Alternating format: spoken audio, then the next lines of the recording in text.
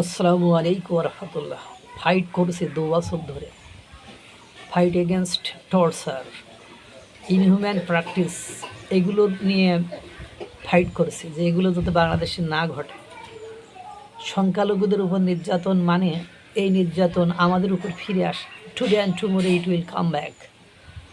আপনারা যতই বলেন না কেন, এই যে পশ্চিমবঙ্গের বিধানসভা নির্বাচন হয়েছে, বিজেপি জিতে গিয়েছে, এখন বাংলাদেশের অনেক মানুষ কিন্তু আতঙ্কে রয়েছে যে কি হয়, কি ঘটে না ঘটে, কখন যে কাত্তপের মধ্যে পড়তে হয়।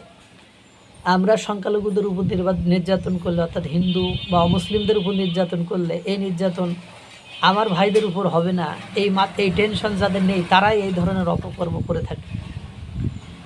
দেখেন, আমার সামনে পড়া সংখ্যালঘুদের উপর নির্যাতন একটা অংশকেও আমি বাদ দিই না। তারই ধারাবাহিকতায় আমার সামনে পড়েছে আজকে চুয়াডাঙ্গার হিন্দু নারীকে কাছে বেঁধে নির্যাতন, জমি দখলের চেষ্টায় অভিযোগ ছাত্রদল নেতার বিরুদ্ধে।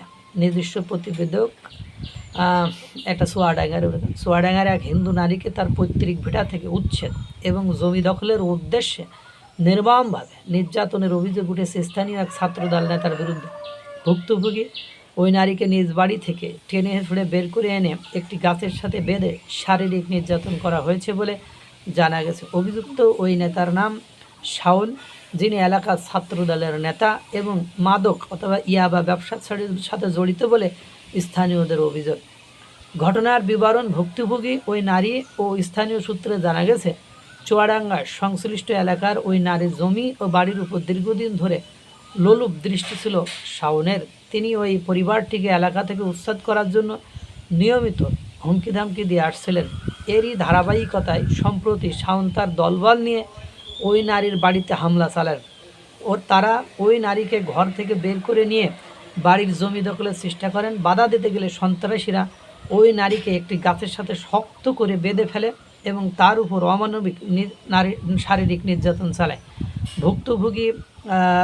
ভুক্তভোগীর আত্মনাদ নির্যাতনের শিকার ওই নারী জানান, শাওন ও তার লোকেরা অনেক দিন ধরে আমাদের ভিটিমাটি থেকে তাড়িয়ে দেওয়ার পরিকল্পনা করছে, যে ভিটিমাটি থেকে তাদের তাড়িয়ে দেবে এই পরিকল্পনায় তারা করেছে এবং ভয় দেখাচ্ছিল।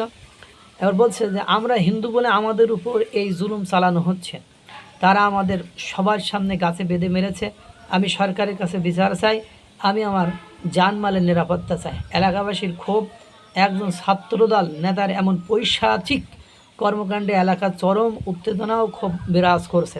স্থানীয়দের দাবি, শাওন রাজনৈতিক পরিচয় ব্যবহার করে এলাকায় ত্রাসের রাজত্ব কায়েম করেছে এবং তারা ইয়াবা ব্যবসার কারণে যুব সমাজ ধ্বংস করছে। সংখ্যালঘু একটি পরিবারের উপর এমন বর্বরচিত হামলার ঘটনায় স্থানীয় হিন্দু সম্প্রদায়ের মধ্যে আতঙ্ক ছড়িয়ে পড়েছে। প্রশাসনের কাছে দাবি, মানবাধিকার কর্মী ও সচেতন নাগরিক সমাজ এই ঘটনার তীব্র নিন্দা জানিয়েছে। তারা অবিলম্বে অভিযুক্ত শাওনকে গ্রেপ্তার করে আইনের আওতায় আনার এবং ভুক্তভোগী পরিবারের নিরাপত্তা নিশ্চিত করার জোর দাবি জানিয়েছেন। চুয়াডাঙ্গা জেলা প্রশাসনের প্রতি স্থানীয়দের আহ্বান, রাজনৈতিক পরিচয়ের ঊর্ধ্বে উঠে এই অপরাধের দৃষ্টান্তমূলক শাস্তি নিশ্চিত করা হোক।